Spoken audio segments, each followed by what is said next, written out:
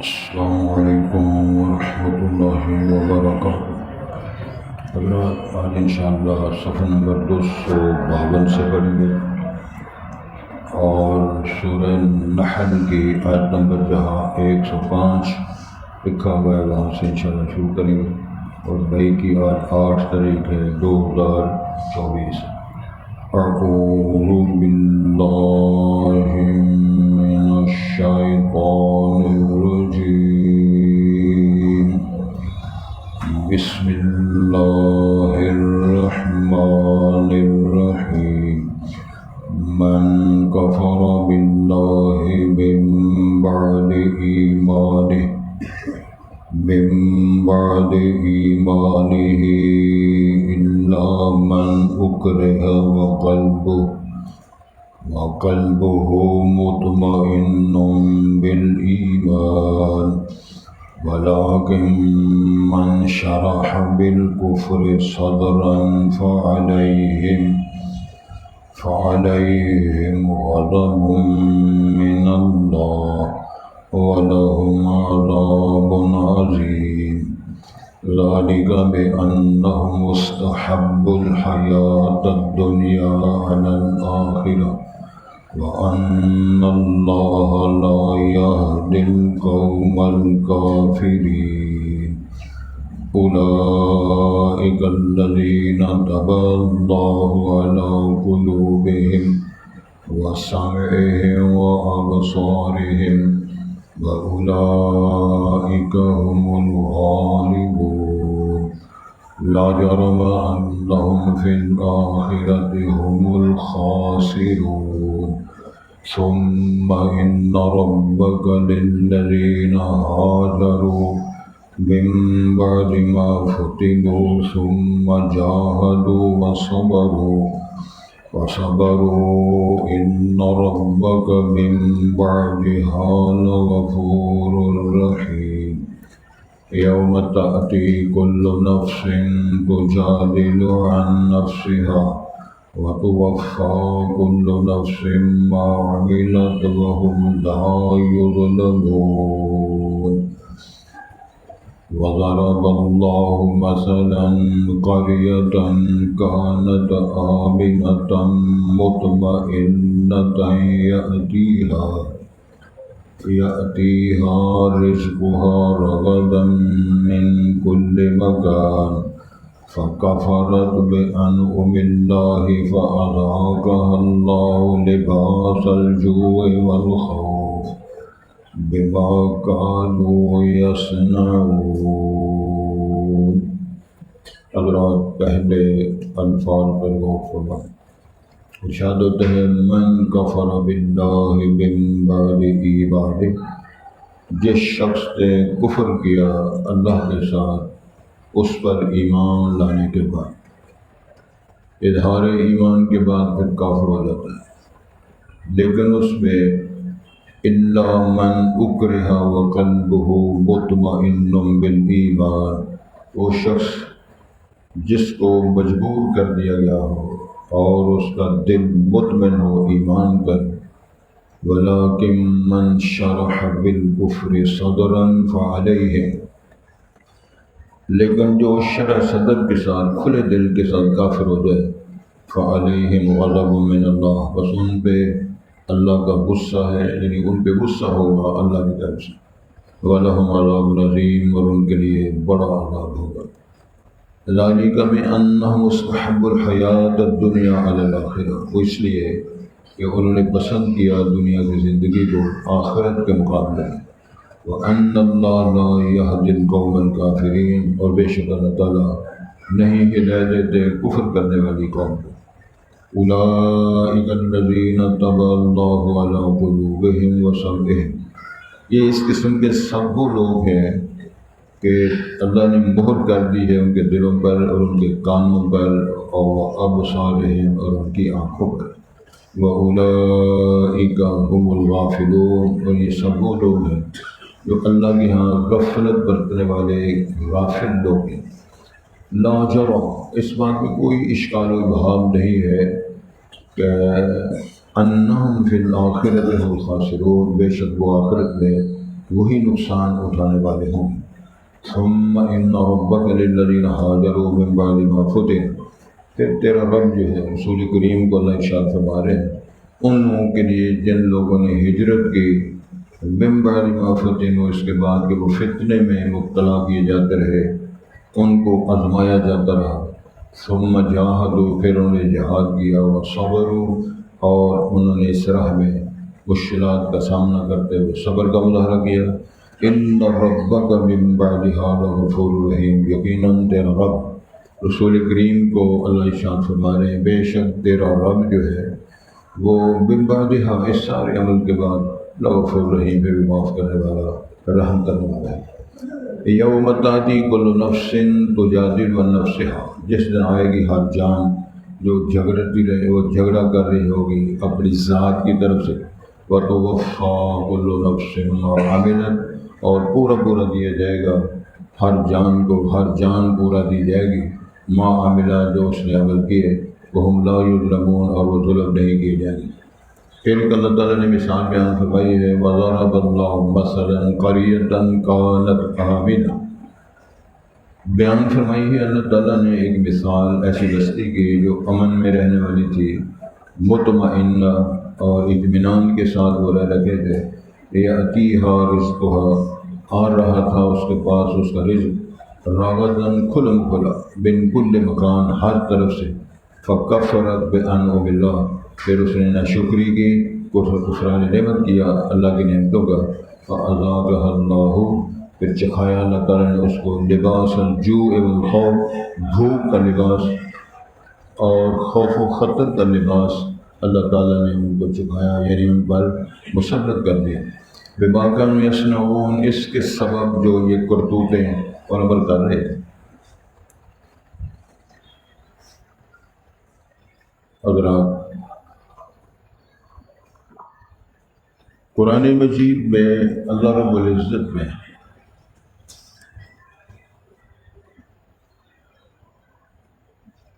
ارشاد فرمایا ہے کہ لا اکراہ فی الدین، دین قبول کرنے میں کسی پر جبر نہیں ہے،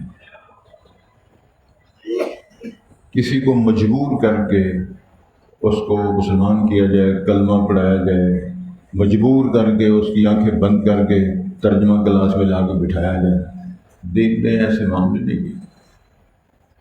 اور میرا تجربہ یہ ہے، آپ شاید محسوس کریں گے اور محسوس آپ نے کرنا ہے، جن جن ساتھیوں کو تاکید کے ساتھ گزارش کی جائے کہ یار آپ بڑے اچھے لگتے ہیں، تشریف لایا کریں، چھٹی نہ کریں، پھر وہ اتنا ان پہ اثر ہوتا ہے کہ وہ ہفتہ دو ہفتہ ویسے ہی نظر نہیں آتا،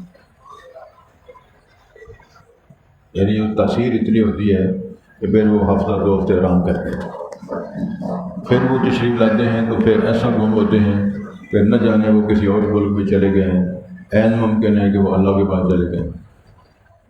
اللہ تعالیٰ ہم سب کو سمجھ دے، اگر دین کو قبول کر لیا ہے تو پھر چھوڑنے کی اجازت ہے۔ نبی مکرم کا ارشاد پاک ہے من بدل دینہ فاقتلوہ، جو دین اسلام کو مسترد کرتا ہے، مرتد ہو جاتا ہے، کافر ہو جاتا ہے، وہ واجب القتل ہے۔ بات سمجھ میں آ رہی ہے؟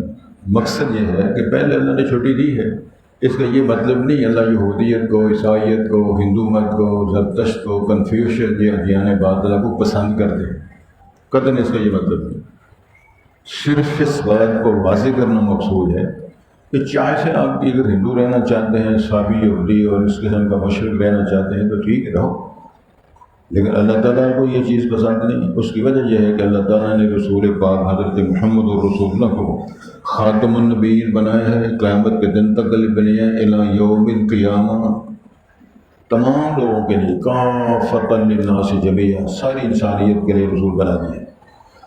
اور یہ بھی ارشاد فرما دیا ہے کہ الیوم اکملت لکم دینکم واتممت علیکم نعمتی ورضیت لکم الاسلام دینا، دین مکمل ہو گیا، اس میں کسی کو کمی بیشی کرنے کی اجازت نہیں۔ وہ اپنی مرضی سے نمازیں تین بنائے، میر پورے کا ٹولہ ہے، وہ درویشوں کا ٹولہ ملا، اور وہ کہتے ہیں نمازوں کی ضرورت ہی نہیں، اگر پڑھنی ہے تو دو تین نمازیں وہ کہتے ہیں پڑھ لیا کرو، اتنا ہی کافی ہے۔ ایک حدیث ہے مستند، حضرت محمد رسول اللہ کے شان باغ ہے لَيَنْتَهِيَنَّ أَقْوَامٌ عَنْ تَرْكِهِمْ الْجُمُعَاتِ، لوگوں کو جمعے چھوڑنے سے باز آ جانا چاہیے۔ کہیں ایسا نہ ہو کہ وہ جمعے چھوڑتے رہیں، نہ پڑھتے رہیں، ادا نہ کرتے رہیں۔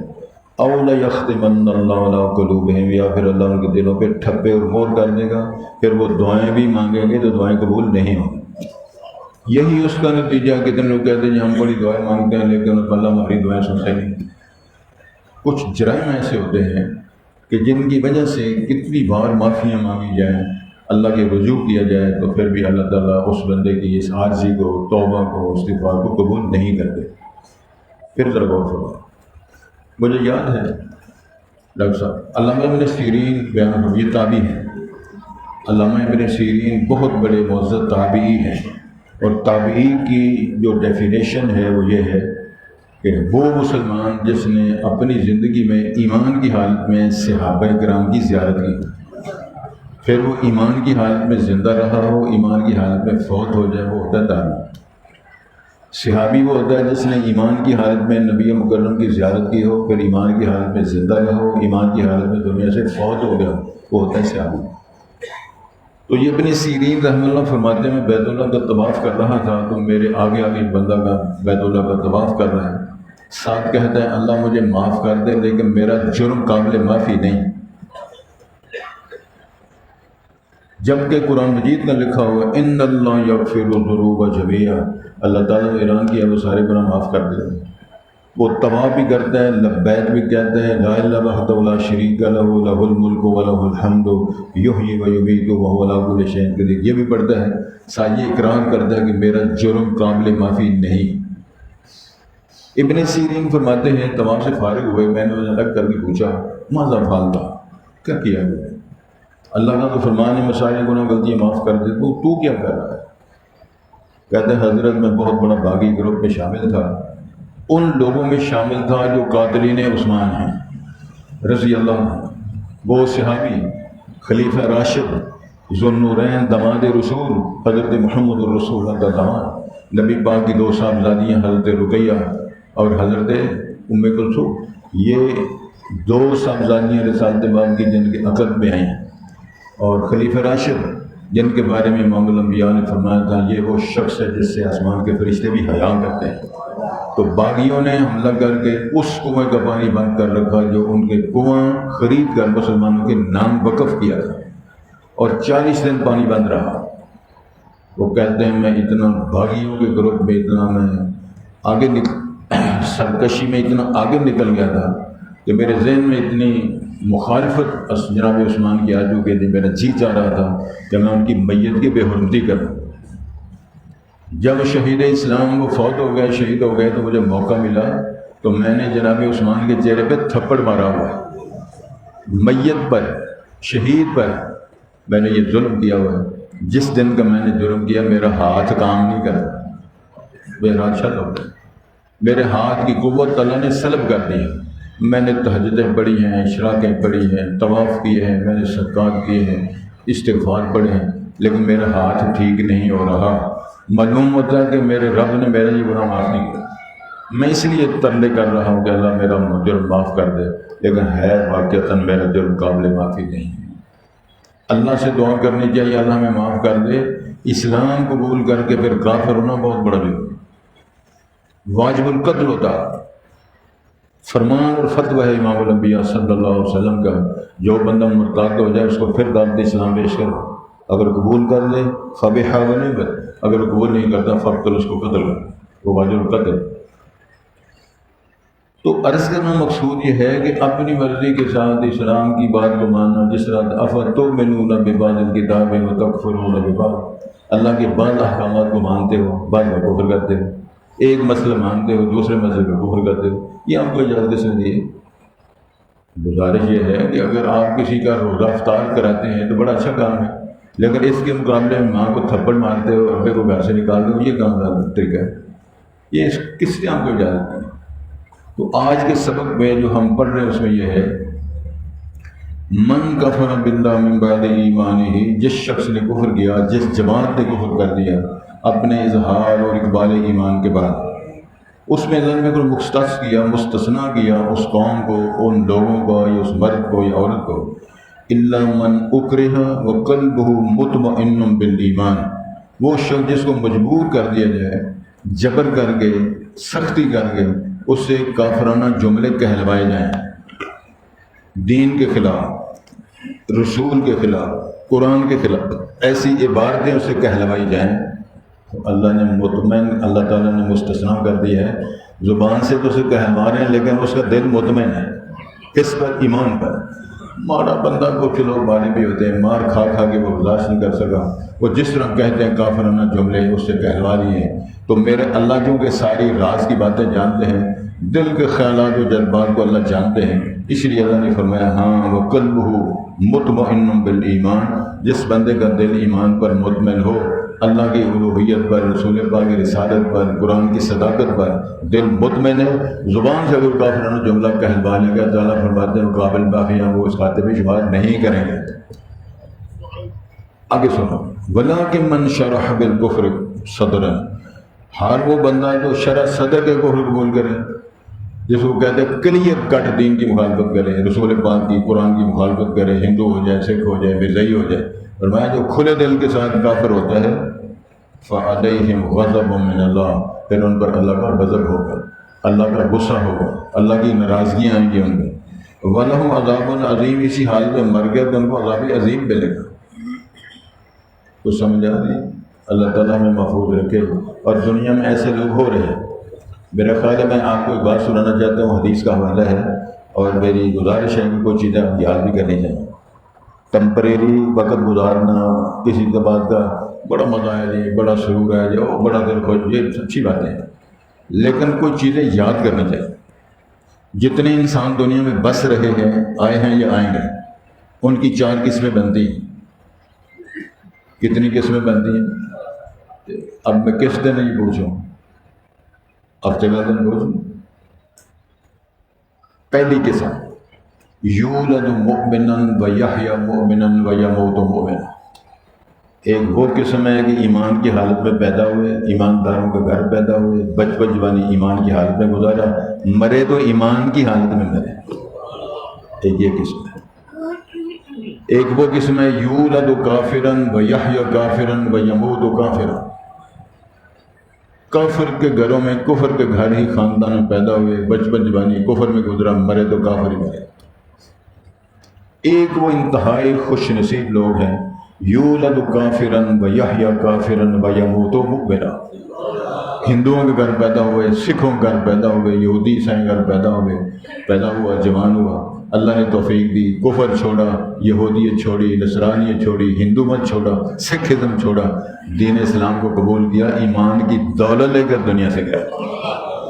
خوش نصیب یہ لوگ ہیں۔ ایک انتہائی بد نصیب لوگ ہیں، میری دعا ہے اللہ ہم سب کو محفوظ رکھے گا۔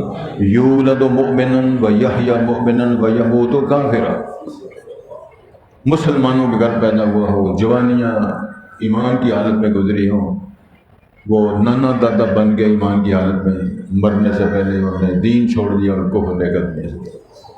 انتہائی نقصان والا بد نصیب یہ شخص ہے کہ جو بندہ مرے تو کفر کی حالت میں۔ میں آپ کے خوفناک ایک واقعہ سنانا چاہتا ہوں، اس سے ہل جائیں گے آپ۔ ہمارے ایک دوست ہیں مدینہ یونیورسٹی میں پڑھنے والے، وہ ساتھی ڈاکٹر صاحب بڑی غور سے سننے والی بات، وہ جب بیت اللہ کا طواف کرے تو وہ ہمیشہ بچے اس کے آپ کے ساتھ بیٹھا تھا، ساتھی ادھر آئے گا، ادھر ہو جائے، پیچھے آئے گا بیٹھا ہوا، چلو ٹھیک ہے ٹھیک ہے۔ جب وہ بیت اللہ کا طواف کرے تو وہ یہ طواف کرے اللہ مرتے وقت کلمہ نصیب کر، اللہ مرتے وقت کلمہ نصیب کر، تو ظاہر بڑی اچھی دعائیں، ساتھی کہا یار اور بھی دعائیں، ربنا آتنا فی الدنیا دعا ہے، اللہ اچھی بیوی دے دے، اچھا گھر دے دے، اچھی علم تعلیم، یہ بہت چیزیں، آخرت اچھی کر دے، لیکن صرف تم یہ کہتے ہو، اس کی وجہ کیا ہے؟ وہ رونے لگا، بڑا سر پٹ پٹایا، سے پوچھا مسئلہ بیان کرو، کہنے لگا جی ہمارے خاندان کا واقعہ ہے، ہمارے خاندان میں ایک ہمارا عزیز حافظ قرآن تھا، بیمار ہو گیا، بیماری لمبی ہو گئی، مایوس ہو گیا بیماری سے اور بڑا جا گئی۔ ایک دن اس حافظ صاحب نے اپنے عزیزوں سے کہا کہ سب لوگ میرے پاس آؤ، اور جو آئے وضو کر کے آئے، وضو کر کے لوگ آ رہے ہیں، بیٹھ رہے ہیں، سارا خاندان جمع ہو گیا۔ پھر وہ کہنے لگا قرآن مجید لاؤ، قرآن بھی لایا۔ وہ قرآن مجید کو حافظ قرآن مجید ہاتھ کے پکڑ کر کہنے لگا بتاؤ یہ کیا ہے؟ سارے چیزوں نے کہا یہ اللہ کی پاک کتاب ہے، قرآن مجید ہے، اللہ نے ہدایت کے نازل فرمایا ہے، اس امت رسول کے لیے بہت بڑا اعزاز ہے، اللہ نے یہ کتاب نازل فرمائی ہے۔ تو وہ کہنے لگا تمہارا اس پر ایمان ہے کہ اللہ کی کتاب ہے، اللہ نے نازل فرمائی ہے؟ سب کہنے لگے ہمارا ایمان ہے۔ وہ کہنے لگا اگر تمہارا ایمان ہے تو میرا ایمان کوئی نہیں۔ جب یہ جملے بولے مر گئے۔ یولد مؤمنا ویحیی مؤمنا ویموت کافرا۔ جوانیاں، حفظ، درس، خطبے، جمعے، حج، عمرے، موت کا وقت آیا تو کفر کی حالت میں بن گیا۔ اللہ سے پناہ مانگنی چاہیے، اللہ سے درخواست کرنی چاہیے، اللہ جب موت کا وقت آئے تو کلمہ طیبہ نصیب کر۔ یہ اللہ سے درخواست کرو، اللہ سے مربید رہنے کے ساتھ ساتھ اللہ سے یہ درخواست کرو۔ اللہ وقت آنا ہے، ہمیں معلوم نہیں ہے کب آنا ہے، ہم سب لائن میں لگے ہوئے، لیکن جب یہ وقت آئے تو ہماری زبان سے یہ کلمہ جاری ہو جائے، لا الہ الا اللہ محمد رسول اللہ۔ تو کہنا مقصود یہ ہے جو شرح صدر کے ساتھ، کھلے دل کے ساتھ کفر کو پسند کرتا ہے، مرزائیت کو پسند کرتا ہے، ہندو ہونا پسند کرتا ہے، کافر ہونا پسند کرتا ہے، یہودی عیسائی ہونا پسند کرتا ہے، تو فرمایا اس پر اللہ ناراض ہو جائے اور اس کے لیے بڑا عذاب ہوگا۔ کیوں ایسے ہے؟ ذالک بأنہم مستحب الحیات الدنیا علی الآخرہ، یہ وہ بد نصیب ہے جنہوں نے دنیا کی زندگی کو آخرت ترجیح دی۔ بل تؤثر الحیات الدنیا والآخرۃ خیر وابقیٰ، کوئی بیوی کے لیے، عورت کے لیے، کوئی درہم دینار کے لیے، ڈالر اور ریال کے لیے، پاؤنڈ کے لیے اپنا بیڑا غرق کر کے بیٹھ گئے اور خالی ہاتھ آئے خالی ہاتھ ہی جانا ہے۔ اللہ تعالیٰ ارب کھرب پتی بندہ بن جائے، قارون کے خزانوں کی چابیوں کا ذکر اللہ نے کیا۔ بہت بڑی جماعت قارون کے خزانوں کی چابیاں اٹھایا کرتے تھے۔ اس نے بکواس کیا نا جب موسیٰ کلیم اللہ نے فرمایا اللہ نے احسانات فرمایا تو بھی کسی پر احسان کیا کر۔ یار بندہ کسی سے کہہ سکتا ہے نا یار فلاں بندہ بڑا ماڑا ہے، غریب آدمی ہے، بیٹی کی شادی کرنی ہے، فلاں مولوی صاحب میں روٹی سے دیں گے یار ان کو 2 جوڑے خرید دو۔ ہم کہہ سکتے کسی یار فلاں کو جوتا خرید دو اور یار اس کو ٹوپی خرید دو، بڑا اچھا یار بندہ لگتا ہے، لیکن بیچارہ ایسے پھرتا ہے۔ تو اگر وہ نخرہ کرے جی یہ مولوی صاحب ہے تو ہم نہیں پیسے لگ دے، تم بھی کما لو۔ بینی اسی طرح سے جواب دیا انما اوتیتہ علی علم عندی، میرے علم تکنیک ہے اس کی بنیاد میں پیسے کمائے جاؤ، تم بھی جائے کما لو۔ پھر وہ فاخرانہ لباس پہن کے چلتا ہے، مایا والے کپڑے جب پہنتے ہیں نا، کرنڈی کے سوٹ، بوسکی کے سوٹ، سبحان اللہ، اور اس کے ساتھ ساتھ جب وہ یہ ململ مخمل کے سوٹ جب پہنتے ہیں اور کاٹر وغیرہ کے مایا اچھی لگی ہو، پھر کبھی آپ نے چیک کیا بندے چلتے کس طرح؟ میں نے کئی نقشے میرے سامنے، ان کی چال میں فرق آ جاتا ہے۔ جب ٹور کہتے ہیں ٹور اور چال بدل جاتی ہے، جب دل بدلتے ہیں تو چہرے بھی بدلتے ہیں۔ اللہ تعالیٰ کو چالیں بعض ایسی ہیں جو پسند نہیں ہیں، لیکن بعض ایسی چالیں ہیں جس کو میرے رب نے قرآن بنایا ہے۔ جناب شعیب کی ایک صاحبزادی گھر سے چلتی ہے تو قرآن کی عبارت کیا ہے؟ وَجَاءَتْ إِحْدَاهُمَا تَمْشِي عَلَى اسْتِحْيَاءٍ، وہ لڑکی چل رہی تھی، اس کا ایک ایک قدم حیا حیا حیا حیا بنتا جا رہا۔ صاحبزادی ہے۔ آج بھی کتنی کڑیاں اور صاحبزادیاں اور سوگ چلتے ہیں، لیکن ان کی چالیں دیکھ کر، ان کے نخرے دیکھ کر، ان کے رقص دیکھ کر، ناچ دیکھ کر، غرور دیکھ کر، بے پردگی دیکھ کر شرم آتی ہے کہ یار مسلمانوں کو نام پوچھو تو مریم ہے، نام پوچھو تو عائشہ ہے، نام پوچھو تو اس کے نام بڑے بڑے خوبصورت ہیں، لیکن اگلی بات آپ خود سمجھ جاتے ہیں کیا مسئلہ ہے۔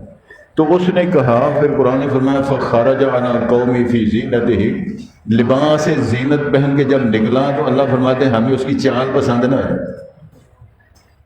جب اس کا فاخرانہ چال زمین پہ جب ایڑیاں مال کے چل رہا تھا، جناب لقمان علیہ السلام نے اپنے بیٹے سے کہا تھا پتر بات سن، وَلَا تَمْشِ عَلَى الْأَرْضِ مَرَحًا إِنَّكَ لَن تَخْرِقَ الْأَرْضَ وَلَن تَبْلُغَ الْجِبَالَ طُولًا، بیٹا زمین پہ اکڑ اکڑ کے نہیں چلنا، تو زمین پہ ایڑیاں مارے گا تو زمین پھٹ نہیں جائے گا۔ اکڑ کے چلے گا تو پہاڑوں کی بلندیوں تک نہیں پہنچ سکتا، اور لوگوں کے ساتھ تمیز کے ساتھ بات کیا گیا۔ اور پترا بات سن، بلا تو سار خدق للناس، لوگوں کو تریوڑیاں چڑھا کے بد اخلاقی سے پیش آیا گیا، پتر نماز پڑھا گیا، اور پترا شرک نہیں کرنا، ان الشرک لظلم العلیم، سب سے بڑا ظلم اللہ کے ساتھ شراکت ہے، شرک۔ یہ لقمان کسی نے بیٹے کو بات کیا تھا، قرآن مجید کا لکھا ہے۔ تو جب وہ فاخرانہ چلا، اللہ فرماتے ہیں فَخَسَفْنَ بِهِ وَبِدَارِهِ الْأَرْضَ، ہم اس کے خزینوں کو اور اس کی دولت کو اس کے سمیت زمین کا زمین پھاڑی، اندر دفن کر لیا۔ اللہ تو نیچے جا رہا ہے قیامت تک جائے گا۔ امام الانبیاء نے فرمایا وہ جا رہا ہے، اب مثال اس طرح ہلتا جا رہا ہے، زمین کے نیچے جا رہا ہے، قیامت تک جائے گا۔ گزارا یہ ہے کہ دنیا کے ساتھ پیار کر رہے ہو، آخرت کے مقابلے میں ان اللہ لا یہدی القوم الکافرین، یہ تو کافر قسم کے لوگ ہیں، اللہ ان سے محبت نہیں کرتے، نہ ہدایت دیتے ہیں، نہ پیار، نہ ہدایت، نہ نجات۔ ارشاد ہوتا ہے اولئک الذین طبع اللہ علی قلوبہم، یہ وہ لوگ ہیں جن کے دلوں پر اللہ نے ٹھپے لگا دیے، دل ڈھلتے نہیں ہیں، دلوں میں اثر ہی نہیں ہوتا، آنکھوں میں آنسو نہیں آتے۔ امام شافعی رحمہ اللہ کے پاس بندہ آیا،